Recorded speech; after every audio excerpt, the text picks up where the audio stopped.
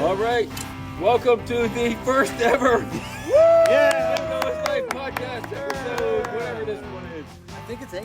8 in scenic downtown Harrisonburg, outside of It is Ruby's outside. Arcade. Ooh, if it sounds quiet. If it sounds quiet. We previously were in a bowling alley. We should say that when there's banging noises are going on. That's the sound of people having fun. Joined again by the fabulous Cosmopolitan Howdyshell brothers and the one and only Dan Easley. Dan! Verified by Twitter. Thank you. That's not true. Not true. He's not verified by Twitter. I haven't, the blue mark? I haven't even verified Twitter. No blue mark for Dan Easley. So we heard something exciting happened at Bingo this evening. I don't know if I would say it was exciting. Well, no, it's always exciting. Yeah. But tonight, we always do a What's in the Box.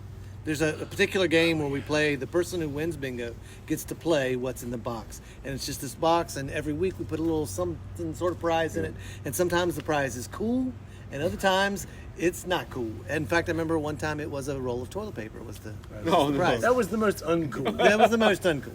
But usually it's cool. It's cool. And almost every night that we play this game, the crowd starts screaming, "What's in the box? And then people do their best. Who was the guy? The movie Seven or the Seven Sins? Yeah, Brad Pitt. Brad Pitt. What's in the box? Yeah, right, that whole line. Anyways, people were screaming that, and the person said, "Nope, I'll take the pizza."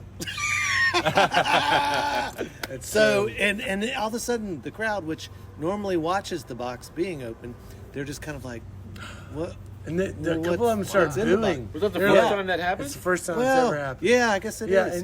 And a couple of them are like, boo. Boo. You heard this low boo. And I started, and I went out, and I was like, so it just doesn't feel right, does it? I mean, it feels like we need to open the box to have closure to this game. And of course, everybody's, let's do it. The Schrodinger's box. So I pick a guy randomly out there. Actually, the guy that was like obviously distraught that she did not open the box. He comes up, he throws a dart, pops a balloon, which then allows him to open the box. He looks in the box, disappointed. Oh, no. Extremely disappointed. A dead cat in the box. No. That's a physics joke. No. Does it? No. Okay, so it's a pair of bunny ears. It's a pair of bunny ears. Like the one that Olivia was wearing. Just yes, that's what it was. Right. And for a second, I thought he was going to put it on. Yeah, for a like, second. For a second, he would have been like he was a right crowd there. hero. Yeah, he would have. Had he put the bunny ears on. Instead, he takes the bunny ears, throws them back in the box, shuts the box, walks away. Crowd is in like shock again. Now they've been shocked twice by this game. Twice shocked. And then we took the ears out of the box, and eventually Olivia started wearing them. And she's like 6'9" with those ears. She's 6'4" to begin with, and she's like 6'10" with the bunny ears on. Your control of this is really just very tenuous. The whole crowd can turn on you. Oh, absolutely. It's like it reminds me of Let's Make a Deal. Yes. And there's some mathematical logistics conundrum about whether you should switch or not out of the 3. Yeah, right? That's the we play either the Pins of Destiny or the Skulls of Destiny. And that's where, there's 3 choices, 1, 2, or 3. You choose one, and after you choose, that's when Chris will take away one of the losers and show you, like, this was a loser. Now, you've only got 2 left, and you have the opportunity to switch or stay with your And there's original. Something counterintuitive about what you're supposed to do. Well, you are mathematically, you are supposed to switch. Because which makes no sense. Yeah, right. It's weird, but math. The people that know that though yell, switch! It's statistically more accurate if you switch. Yeah, right. And they're like yes, thank you. It's statistically more accurate if you switch. We are outside in scenic downtown Harrisonburg. It is this nice. Beautiful Methodist church on the corner with a flashing light up top. Oh, it's still flashing too. Like is this some apocalyptic I think it's message Jesus from coming back. It's beautiful, but it's weird. It is weird, and it was weird. It was that way last week, wasn't Probably it? just an electrical malfunction, or Or a miracle. Or a miracle. The statue is bleeding. Jesus is appearing above the Methodist church with a message for Zehr. Just to make sure listeners understand what the heck we're looking at. Ah, yes, yeah. It's we're looking at a stained glass window in a church, and inside the church, the light is flickering on and off.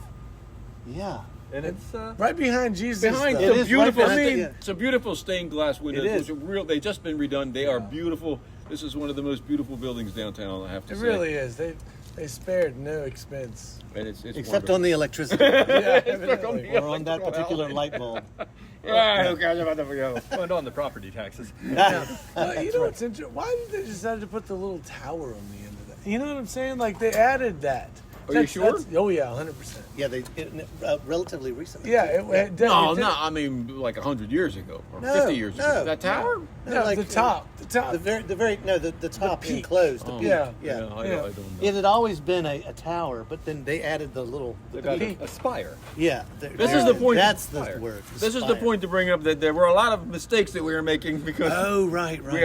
so just take Google us and double check anything before you start betting on the Oh, yeah. Who Wants to Be a Millionaire. So or there's some anything. corrections that need to be made. Well, right? we don't have to make them. Are you sure? I'm I don't know. It sounds like you should clear the air with that. I just want to Leonard say, Skinner. Leonard Skinner. I saw Leonard Skinner at JFK Stadium, not Veterans Stadium, in 1977. 1977. 4 months before they had their horrible plane crash. Yes. In answer to your question. Yeah, no, it's fantastic. And Were then they Dan dead? says, what's to and say? the answer is no. The answer is It didn't appear dead at the time. the Fairport Convention. The Fairport Convention covered a Dylan song from '66, not one from the basement tapes of '67. Oh, my Oh, God. of course. Sorry. Why Hey, do we have to put up with And the this? collective has been around for 19 years. 19 years, Not right, right. 15 years. right. And the Dylan painting might have been in the storage unit for up to 6 months. Maybe I not see. a year now. And Marilyn Manson did not have his ribs removed. Someone told me about that one. Really? That's relating to my comedy show coming up Oh, on okay. on the 15th. Nice. Which is, no one's Was- listening to this anyway, except in Latvia. So So it's April 15th is when the show is. April 15th. It's at Court Square. Court Square. 10 minutes Nice. of comedy from Oh, Jay right. Zehr. 10 minutes. We're gonna have piped in laugh track. You're one of a few acts, though. Yeah, how one of many a few. people- I'm Not opening just for a 2. 10-minute long. I'm opening for 2 women from out of town who are professional comedians, and the one I've heard, and she's really good, and the other one is supposed to be good. I've not heard, but she's also a professional. So Professional comedy. professional. They're coming from somewhere else, and they're getting money, and they're performing. Yeah, and they're letting you perform too. They're letting me perform as well. He's the warm-up act. I'm the warm-up act.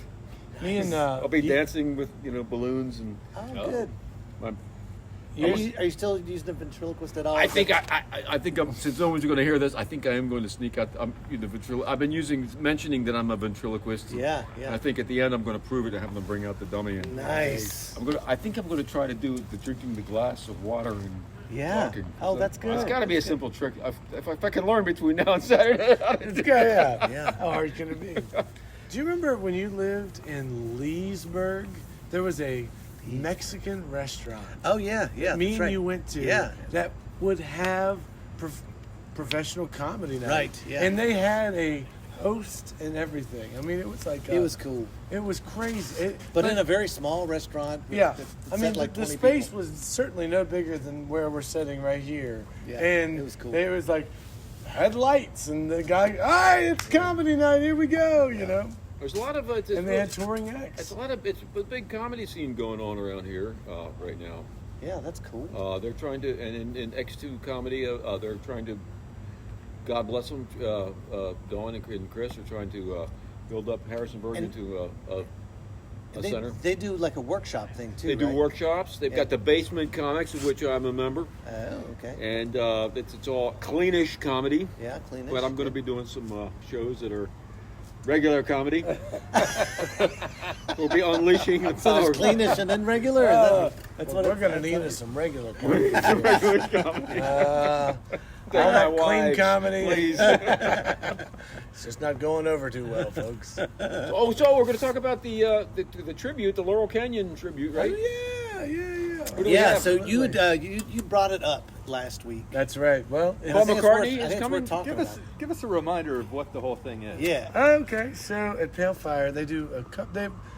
have done in the past cover nights. Let's see, they did one for Loretta Lynn just Right. recently. And when you say cover night, it's almost like a tribute show, right? Yeah. I've been telling everyone it's Restless Moon, so it's not Restless Moon. Not Restless. Correction. Yeah, Hellfire. Hellfire. You get there, they're going to give you a beer and send you on your way.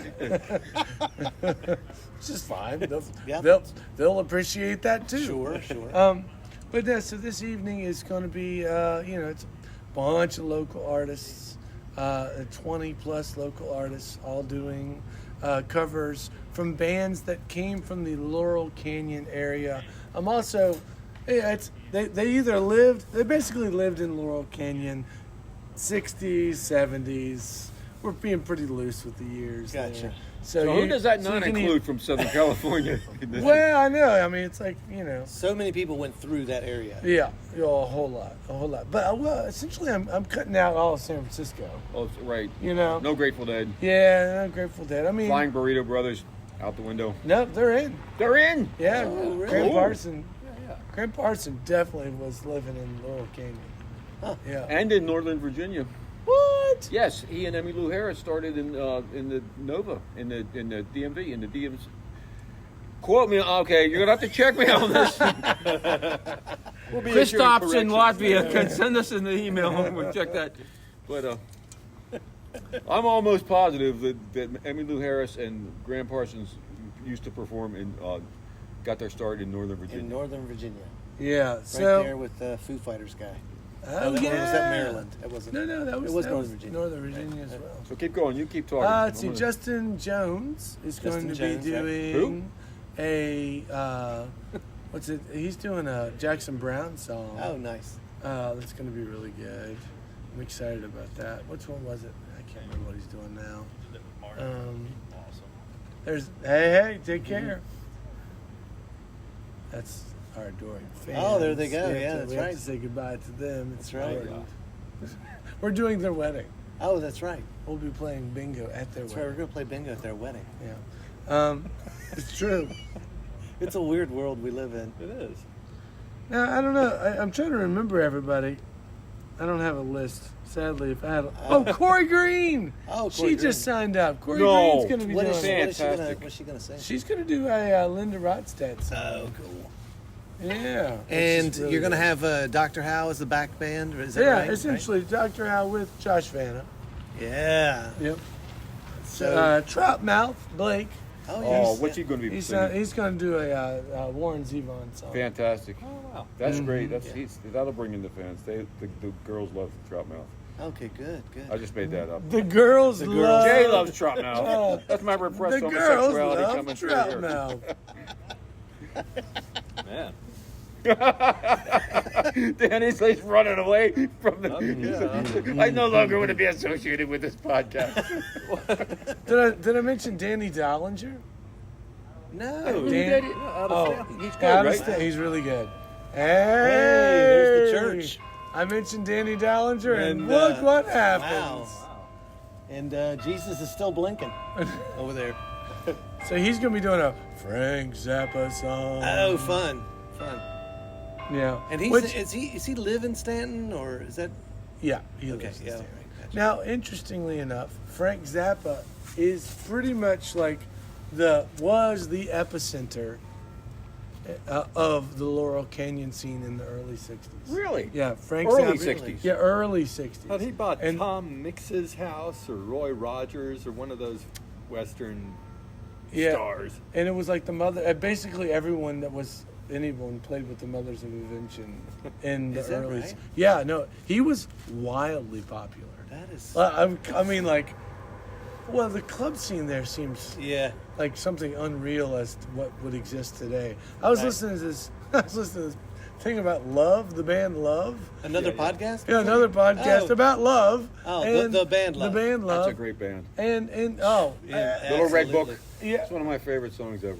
that influenced the Velvet Underground. I can believe it. The Velvet Underground listened to that And like I think Love was, over was and over and over again. unusual. It was Probably a multi. influenced Hendrix. At- Yes, well, they played with Hendrix Okay. before. I mean, the guy was playing the guitar with his teeth and stuff, All and right. Hendrix copied him. That was they were That was- a racially diverse band, unusually for that time Yes, period. that's right. It was 3 white guys and 2 black guys. Yeah.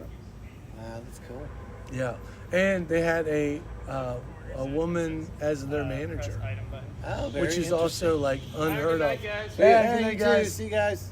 It was unheard of in the time, and so they didn't get a lot of gigs because they couldn't play in the South because Oh, right, you couldn't have Yep.